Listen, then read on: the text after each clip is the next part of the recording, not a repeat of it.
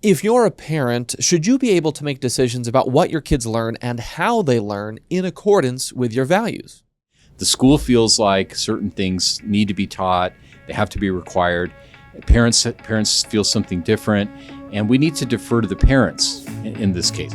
On this episode, we dive into the legal fights in two different cases, one at the state level, trying to eliminate an education choice program, and one at the U.S. Supreme Court, trying to limit parents' ability to opt their kids out of teaching that conflicts with their religious beliefs.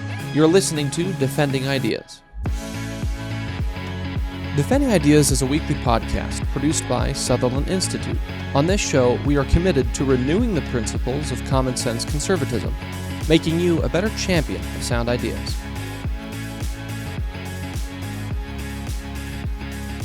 Welcome back to another episode of Defending Ideas. I'm your host, Nick Dunn, and this week we're talking about education, but also more broadly speaking, the role of parents in directing how their kids are taught, what they learn, and the role that values and conscience play in those decisions. And to have this conversation, there's a couple of important current events we're going to go over. I'm very pleased to welcome into our studio. We'll start with, in our virtual studio, Cooke Fairbanks, our Education Policy Fellow here at Sutherland Institute. Christine, welcome back to the show. Thank you for having me, Nick. And also sitting down with us in the studio is Bill Duncan, our Constitutional Law and Religious Freedom Fellow. Bill, welcome back. Thanks for having me. Grateful to both of you guys for sharing your time and expertise on defending ideas. And this topic, there's kind of a couple of threads that I want to try and kind of tie together, just because there's been a lot going on, of course, in recent years, but especially in recent weeks and months with respect to how parents make decisions about what their kids learn, how they learn, the curriculum, the environments, all those kinds of things. And so really I want to focus that there are two important developing court cases, one at the state level here in Utah and the other at the national level at the U.S. Supreme Court, that kind of, again, deal with the role of values or conscience, maybe even faith in some respects, as far as, again, the role of parents kind of being in the driver's seat for their kids' education. The first one I want to dive into, Bill, let's start with you. There's a case before the U.S. Supreme Court that deals with parents, again, making decisions about what their kids are learning in schools. You wrote an op-ed on this topic. It's the Mahmoud v. Taylor case that the Supreme Court held oral arguments for recently. I want to read just the intro of your opinion piece for Deseret News and then kind of ask you to expand on it. You write about this case, can schools tell parents they cannot direct how their children are taught about sensitive topics in public schools, even when the law gives parents that right? The U.S. Supreme Court held oral arguments in a case, Mahmoud v. Taylor, that raised that question on Tuesday morning, at the time this op-ed was published. The court should now clarify that depriving parents of a widely recognized right is the type of burden the Constitution is intended to prevent. So, Bill, can you just kind of bring our listeners back up to speed? What's going on in this case? Yeah, the basic facts, it's relatively simple. So Maryland, like basically every other, there are really maybe two exceptions of states that don't have a formal requirement that school districts accommodate parents if they have concerns about sensitive topics being taught in schools. I mean, obviously for in many cases that's sex education types of classes, but it can be at other things as well. And Maryland has one of those laws as well. But the group of parents in Maryland, Montgomery County, became concerned when their school announced that they were going to start introducing some new books into the curriculum at very, pretty young ages, so the very early grades. And the parents were told initially by the school district, well, no problem. And we have a law that allows you to make an accommodation. And so if you want to excuse your children from discussions on topics about sexuality, gender identity, and some of these things that were being brought into the school, that they would be allowed to do that. And so that seemed like, a kind of an obvious, business as usual, except that the school district later then announced they were no longer going to accommodate the parents, and their children had to be part of the discussions if they were going to be in the schools. And so that's created, some hardship for the parents, some of whom, have been so concerned they pulled their children out and they're homeschooling, which is not always easy for everyone to do, and some are seeking private education.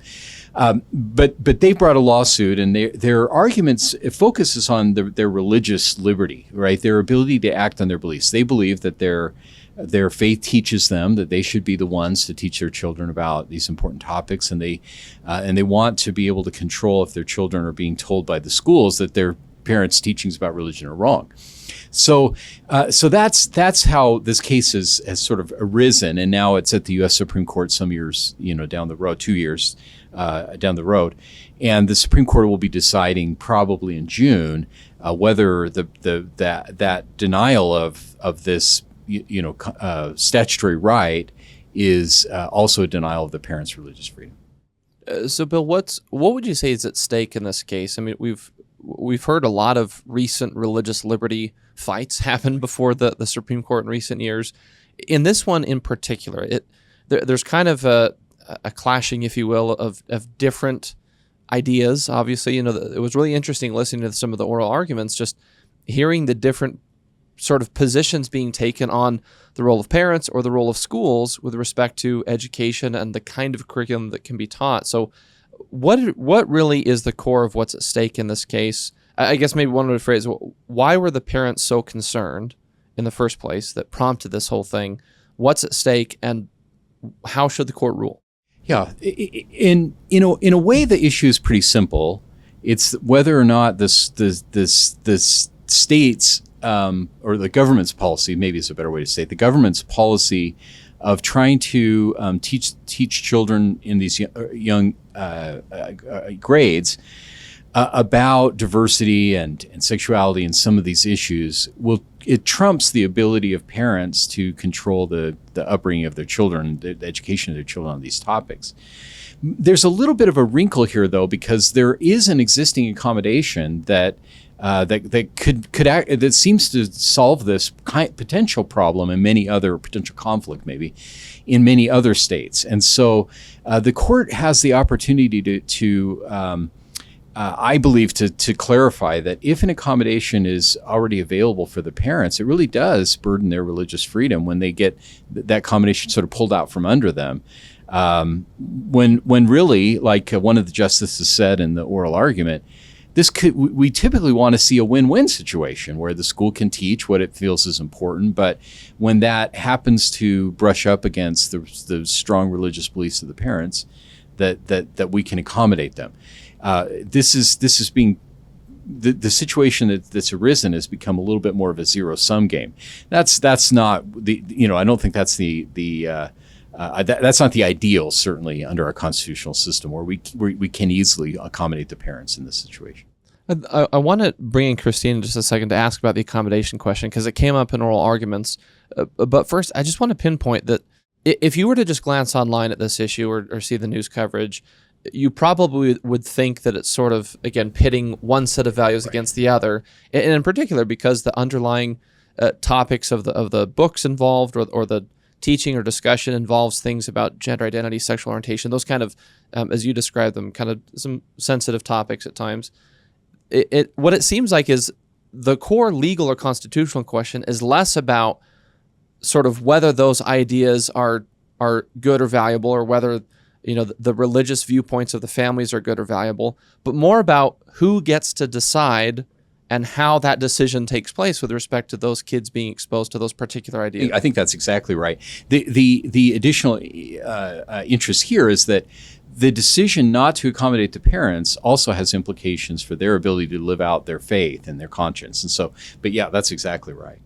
So real quick, if you could advise the Supreme Court, I know this isn't totally how it works, but how should they rule on this ultimately when it comes out in June or July? Sure. Well, Sutherland actually did file a brief, so we have advised the court that at least we think, and the argument we made to them is that because this is such a consistently recognized accommodation of parents, virtually every state, and certainly even within the state this is in, that for the court to, or I'm sorry, for the school district to just pull the rug out from under the parents at this point does create a significant burden on their religious freedom, and the court should clarify that the state, or I'm sorry, I keep saying the state, the school district should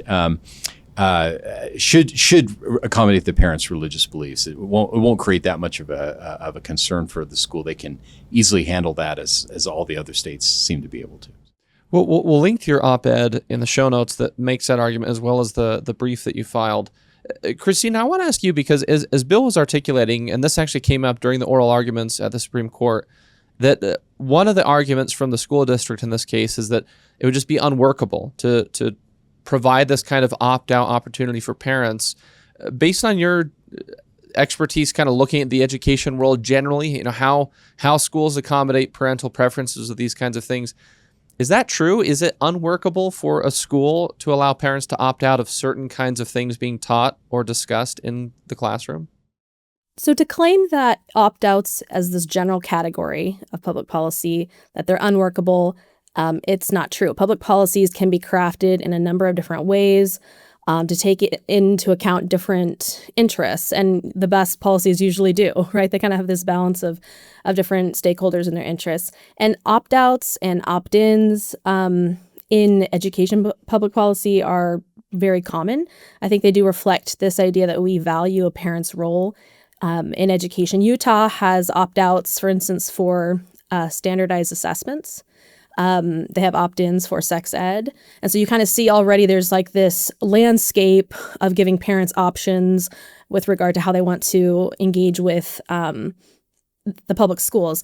So, of course, the goal is to have a strong core or required curriculum. What we don't have and what we don't want ultimately is a situation where parents and students can dictate what the school actually teaches, right? That is the responsibility and kind of the jurisdiction, if you will, of the school districts and the schools and the teachers. But at the same time, that needs to be balanced with the interests of the parents and the students. So in Utah, as of a couple of years ago, we created opt-outs or participation waivers for students who feel like something in school will violate their or their parents' religious beliefs. It's actually quite broad. I'll read this part of it. Student may refrain from participation in any aspect of school that violates a religious belief or right of conscience of the student. And it goes on. Like the statute says, the student can't be required to defend why they don't want to be a part of this. Another key piece, and I think this is relevant to the discussion you're having, and also what's being discussed in this case, is that it says schools may come up with an alternative for the student. It's not required, right? It's not that they have to generate all these alternatives, and that would be a big administrative burden. So that's important as well. That stays away from the dictating what schools can teach sort of a line. What all this means for what it looks like for a student to opt out of a lesson or a book or curriculum could look different. But certainly the idea in Utah is that, yes, students can opt out of certain parts of school for their religious beliefs. So I think it depends on how you build it, but certainly it could be workable. Christine, one of the things you mentioned, and this actually ties into a lot of other things that you have written about and spoken about on this show and in other venues before, but kind of just the role of parental engagement, of sort of the term, the parent-teacher partnership comes to mind, and especially parent access. Can you talk a little bit about how, because I want to kind of focus on this question of what would make these kinds of opt-outs workable, or what does work in Utah or maybe in other states to make these kinds of opt-outs workable. And it seems that there's sort of this baseline requirement, if you will, that parents have to be aware of what their kids are learning in school. So kind of that parental access to curriculum information seems like an important part of this. Can you expand on that? What in that world is maybe something that the folks in Maryland could look at or learn from your work, or folks here in Utah, to make this kind of opt-out more workable by elevating the way parents are able to be aware of and engage with what their kids are learning? Great question. Yeah. So another issue here in this case is like notifying a parent, right? Are they aware of what's going to be taught so they have the option to opt out?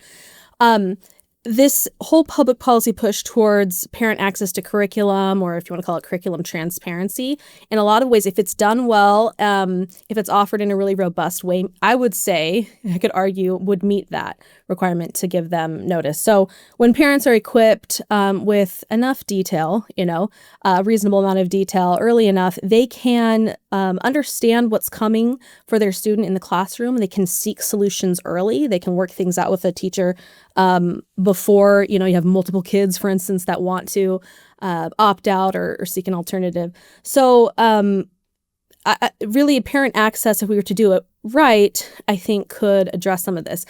Not to say that the issue of parent access or curriculum transparency is easy. Utah has done a lot of work in this space, a lot of commendable work. A lot of times the statutes and the policies focus on the local school board or the district.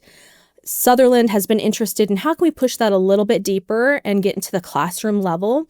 There's pushback on requiring teachers to list every single thing that they're going to teach, right? That is sort of an inflexible, unworkable solution for a lot of teachers. They say they already do a large amount of this work.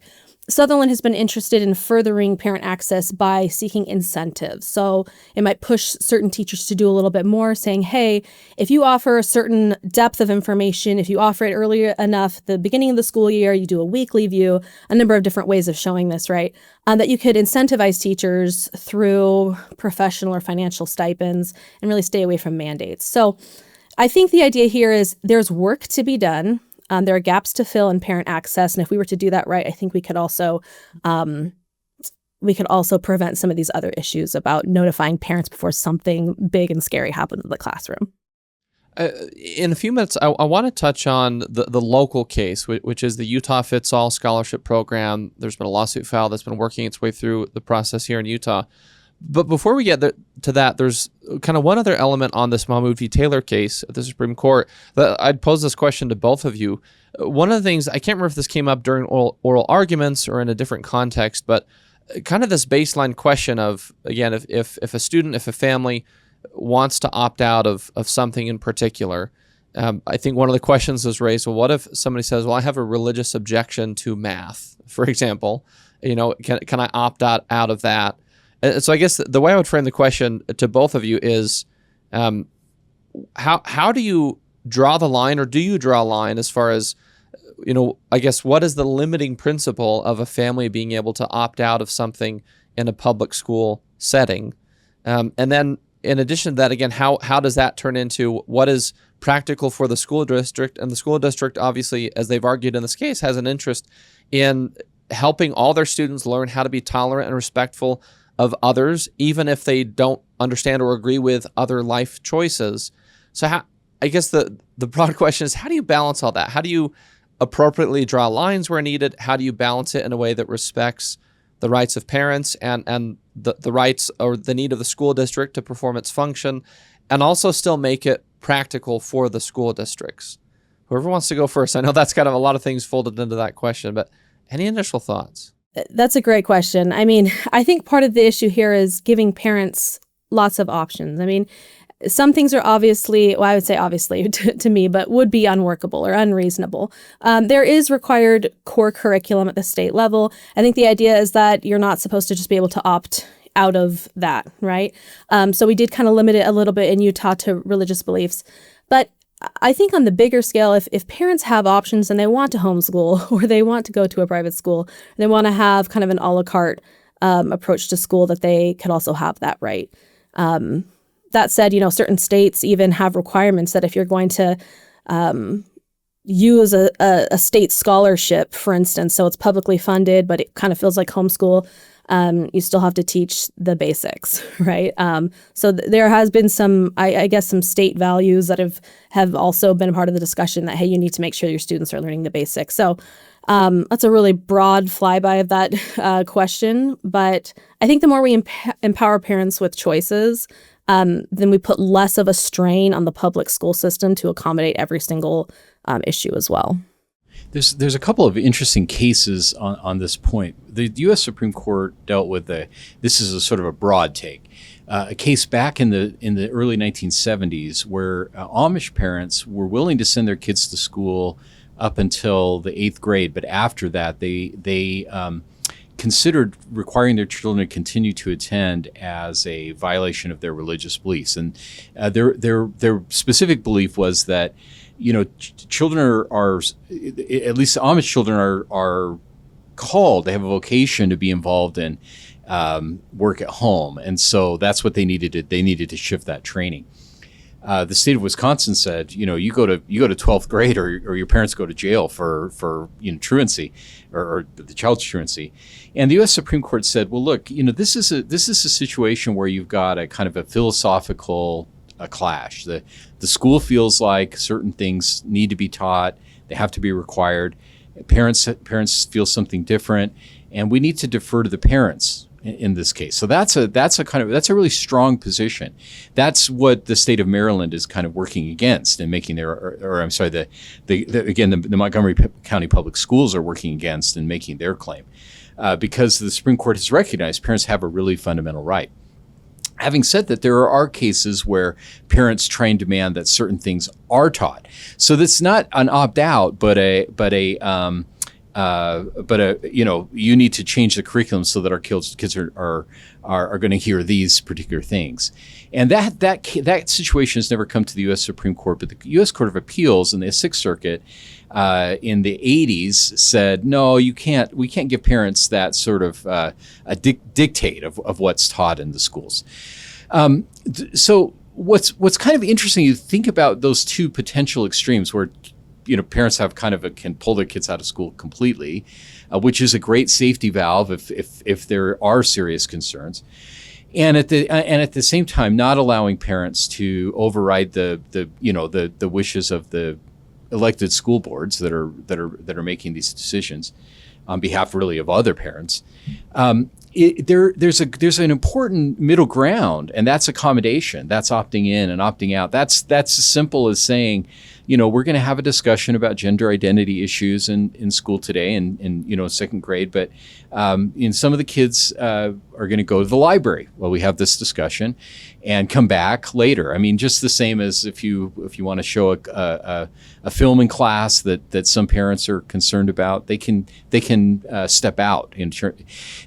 That kind of accommodation is in many ways a win-win. It allows the school to keep control over the curriculum, but does not require parents to cede this important authority.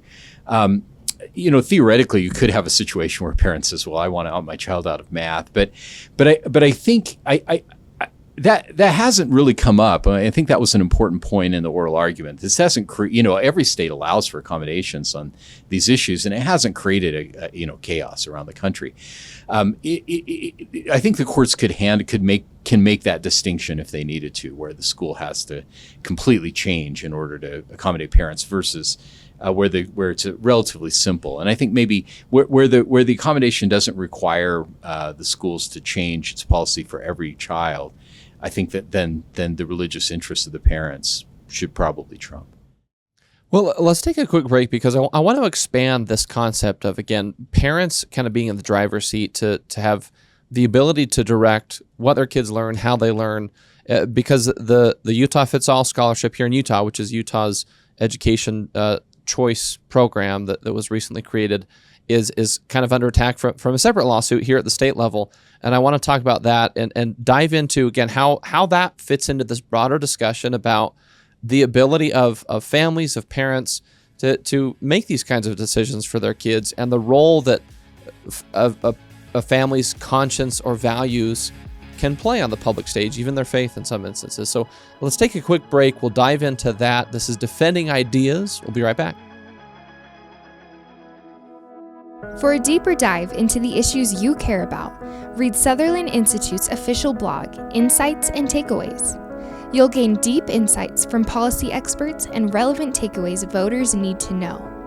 Visit sutherlandinstitute.org.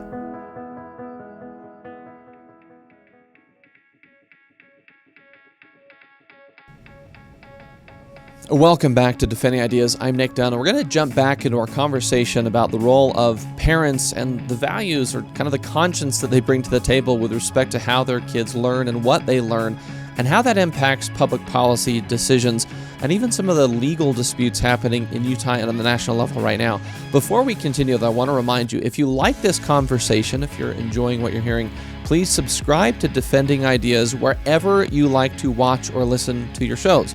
Spotify, Apple Podcasts, any of the major platforms. And if you like to watch your content and you're watching on YouTube, make sure to subscribe to the Sutherland Institute YouTube channel and click the little bell icon in the corner so you get notified each time a new episode drops, which is every Tuesday morning. You can find all of that and more at defendingideas.org, and also go back and catch up on past episodes. Great conversations like the one we're having now with Christine Cooke Fairbanks, our Education Policy Fellow here at Sutherland, and Bill Duncan, our Constitutional Law and Religious Freedom Fellow here at Sutherland. So I want to kind of build on what we were talking about in the first segment and apply this to a policy or legal dispute that's happening here at the state level now.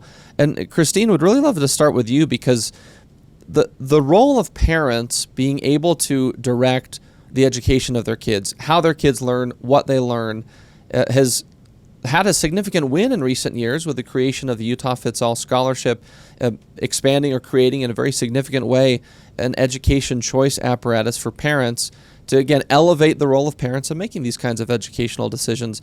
But there's a lawsuit that's been brought to the table to try and stop that from happening. And so maybe, Christine, we'll start with you and then go to Bill. But just, again, bring us up to speed. What's the latest that's happening in this case right now here in Utah?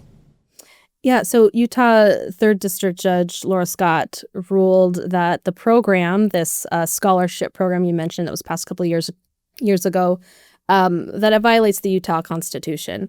So the state has already, acknowledged publicly that they are going to appeal it. I think a fundamental piece that's important here is that families that are already applying or, involved in the scholarship can just continue as normal. Nothing has been stopped there. And so that's good news for families. I think, the main arguments is that this program violates Article 10 and Article 13, that income tax revenue needs to go to the public school system, and that anything that's in that public school system needs to be non-sectarian. And she found that this program was part of that. The state, of course, tried to argue that, they've met their obligation to create a free and public appropriate education, that they can make a program outside of it. And then if it's outside of it, it doesn't apply to the Article 10 protections. So I think that's where we're at. I think the important piece is that the state seems really willing to defend this program. The legislators who sponsored it are really behind it. So I don't think that the fight for education choices, it's far from over in Utah. So, Bill, anything you want to add? And I'd love your take on kind of as Christina was mentioning, kind of some of the legal or constitutional arguments being made against this program. Anything else you ought to think of, and what's your take? Do they stand on solid ground or not?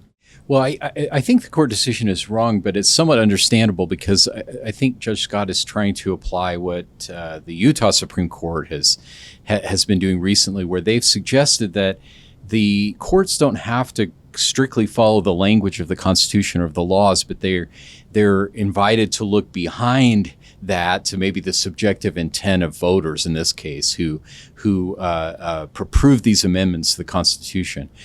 And that's troubling because, of course, it's almost impossible to know what voters are thinking of, and to figure out what's the right sort of intention that they have. But also because what we approve as voters or legislators is the language. It's not our sort of secret thoughts about what the law should be. It's the language that's there. And so this is really an important rule of law question, whether or not judges should be constrained by what the people have approved on paper.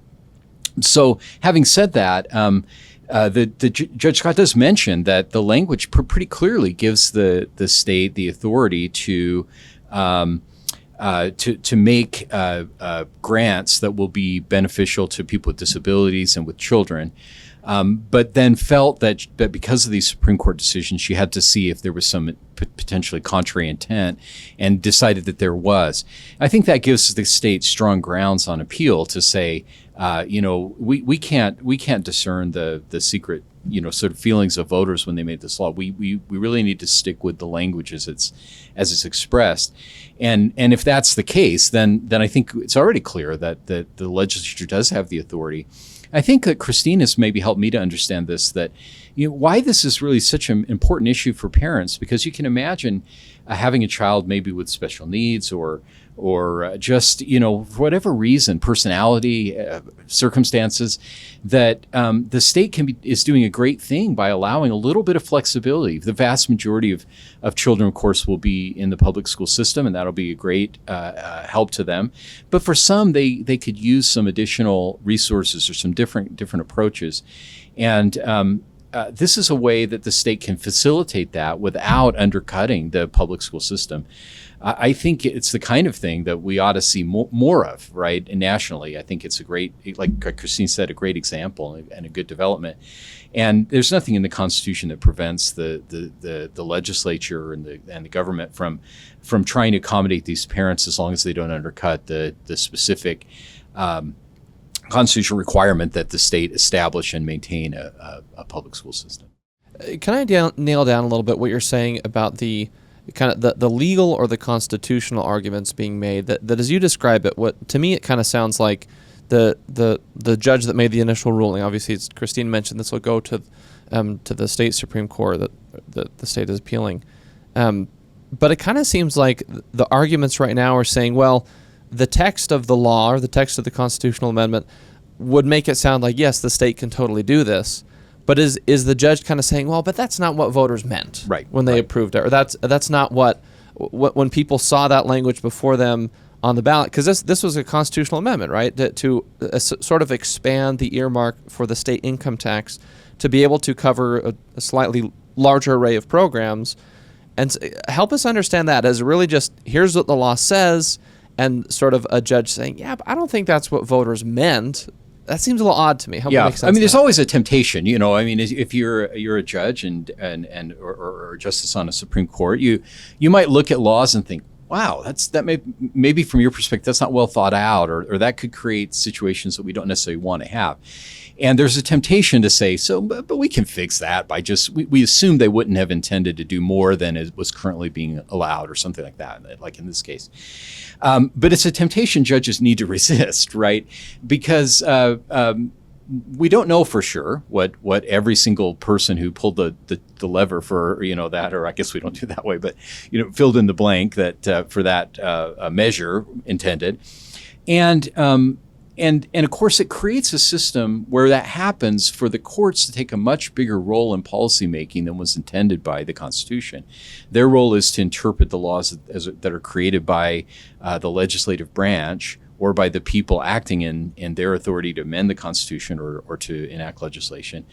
And if they go beyond that, even for a really good motive, they create a system which undercuts the accountability to the people, and of course can be wrong. They can be guessing wrong what people think. I suspect many voters are pretty comfortable with the idea of as long as they're not undercutting the public school system, allowing parents a little bit of flexibility when they need that.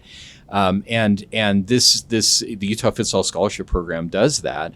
I think it's just not the role of courts to go beyond that clear language when it's when there's no obvious holes that need to be filled. Christine, just a final thought on my mind with respect to the Utah Fits All Scholarship, this legal fight in particular. What would you kind of offer to folks out there listening to this or watching this who think, well, I like the Utah Fits All Scholarship Program. I'm supportive of parents having greater choice in education, broadly speaking. What are just some key message points that we should be using if we're talking with someone who's being critical of it, either on the policy grounds or the legal or constitutional grounds?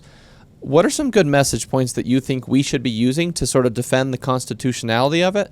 And then also to articulate why this is a fundamental good thing for parents, for kids, and for our education system overall. Yeah. The public school system is available. Bill mentioned this. This is a very small program.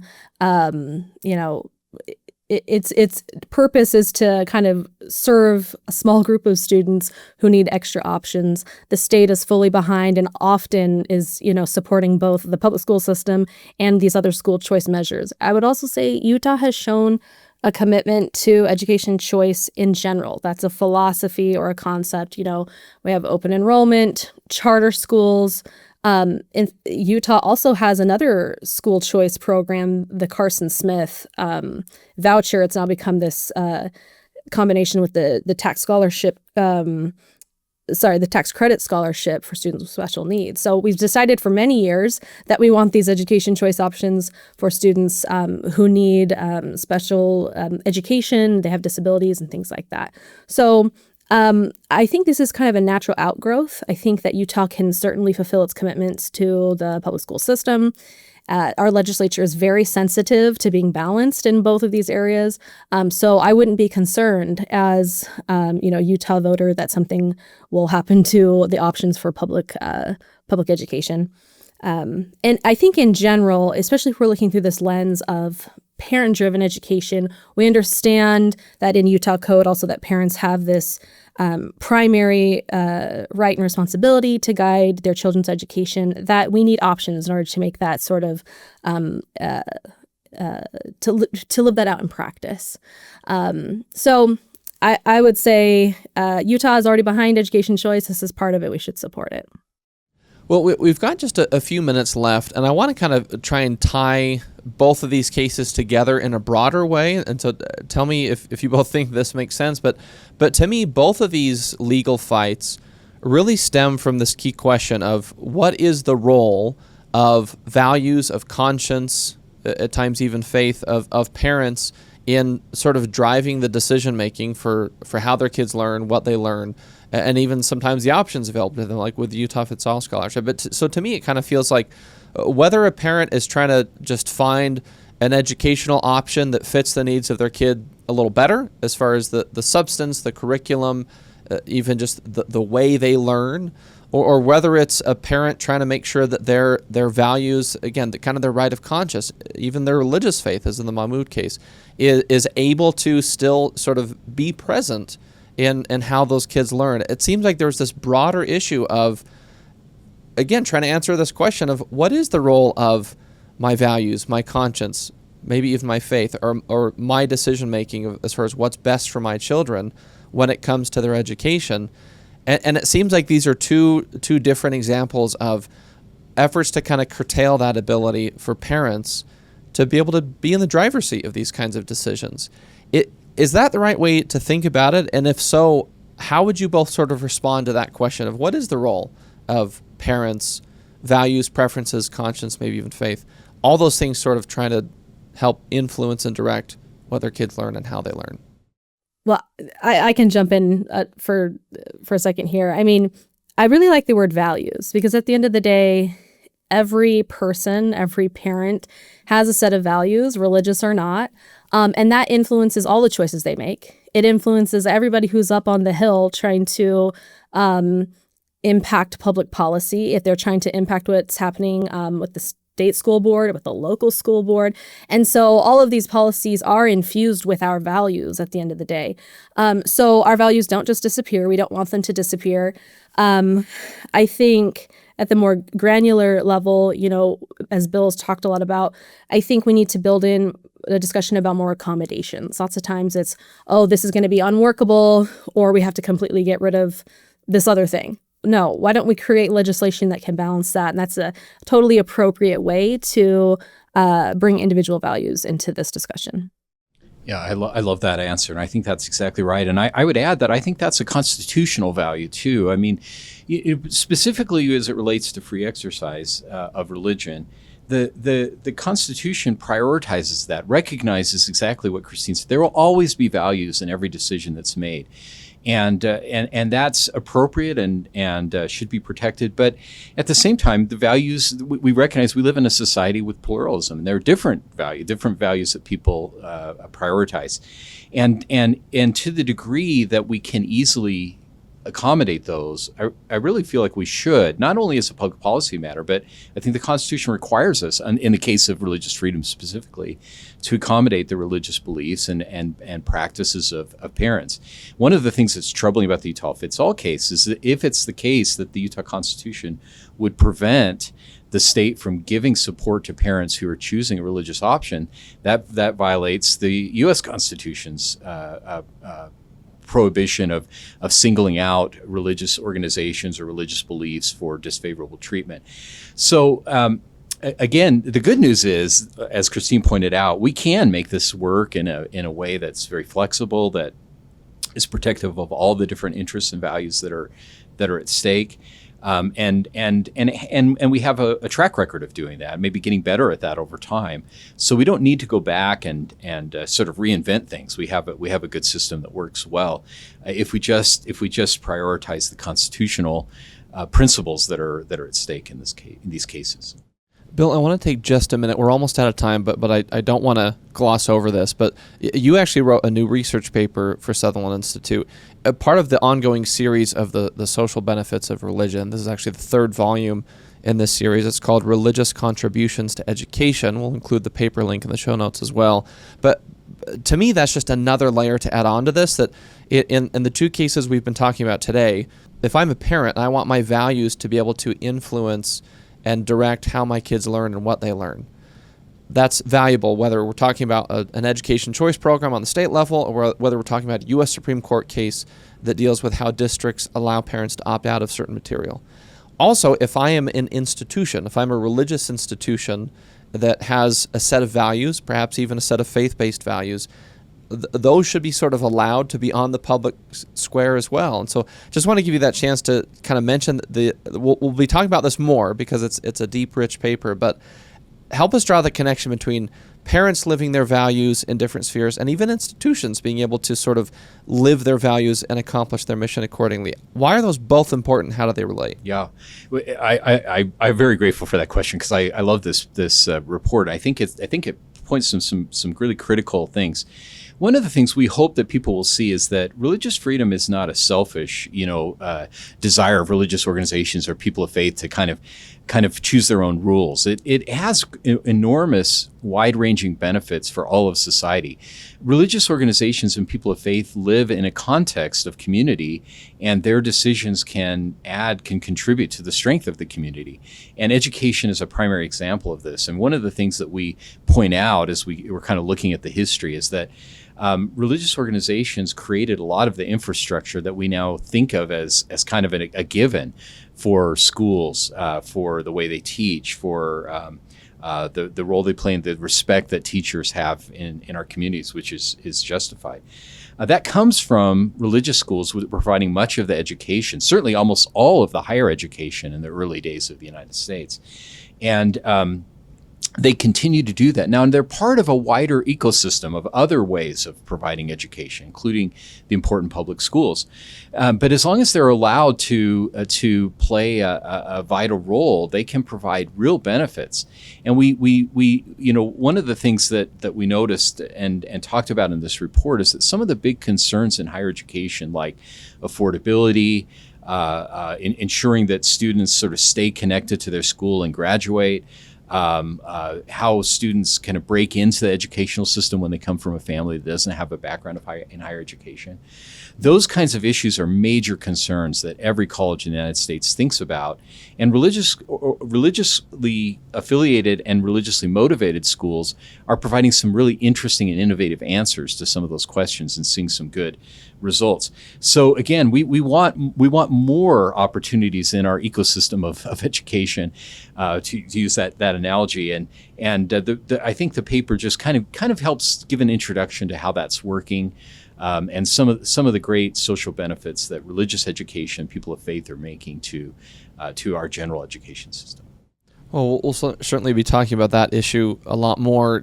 Christine, I want to give you the final word. Any final thoughts for us, for our audience out there? How can we be better defenders of these principles, these ideas of parental empowerment to be able to make the values-based decisions they need to for what their kids learn and how that affects these legal fights we're in right now.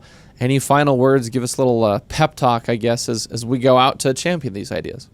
Yeah, I often say that if we were to look at a lot of these issues through, a parent lens, how does a parent want to raise their child? How does a parent want to engage in the world? How they want to interact with schools? I think that we'll get a lot of these questions right. Obviously, we're balancing them with a lot of other interests, and that's appropriate. But usually, parents and their children they're aligned, want the best for their students. And I think from the public policy education perspective, that's how I like to look at those and treat those questions. And I think it's a good guiding star. I like that parent-focused lens. Well, we will leave it there. These issues will continue. We'll continue to watch them and talk about them as they progress. But I want to thank you, Christine Cooke Fairbanks, our Education Policy Fellow here at Sutherland, and Bill Duncan, Constitutional Law and Religious Freedom Fellow. Thank you both for being on this episode with us of Defending Ideas. Thanks for having us. Thank you. We're going to take one final break before we leave you with some final talking points. This is Defending Ideas. We'll be right back. Sometimes it's hard to keep up with the latest policy debate that affects your life. The solution? Subscribe to Sutherland Institute's weekly newsletter, where you'll find in-depth insights from seasoned policy experts, compelling multimedia, and advance notice of special events. Visit sutherlandinstitute.org. Welcome back. A central question in both of the cases we discussed today is this: what is the role of your values as a parent in guiding the education of your own kids? And how should the public school system accommodate that role? I think it's pretty clear, just based on our discussion today, that common sense and a proper interpretation of constitutional law suggest that parents should have the ability to make values-based decisions on what is best for their own kids in terms of education. And there are ways for schools to respect and accommodate that while still meeting the broad needs of the students and families that they serve. If you find yourself arguing with somebody over these issues, here's an important principle to come back to. Your goal is to elevate the role that parents play in being able to make decisions about what their kids learn and even how they learn. Properly prioritizing parental engagement in this way is the right approach for a large, diverse, and pluralistic society. Well, that's it for this episode of Defending Ideas. If you enjoyed this discussion, please visit defendingideas.org, where you can access previous episodes and watch or listen on your favorite platform. And don't forget to subscribe to Defending Ideas on Apple Podcasts, Spotify, YouTube, or wherever you like to get your shows. And please share the episode on your own social media profiles or with a friend, family member, or coworker who may find it interesting. And lastly, if you want to support the broad work of Sutherland Institute, if you want more conversations like this, please make a contribution at sutherlandinstitute.org/donate. Thanks again for joining us on Defending Ideas. From the Sutherland Institute in Salt Lake City, I'm Nick Dunn. We'll see you next time.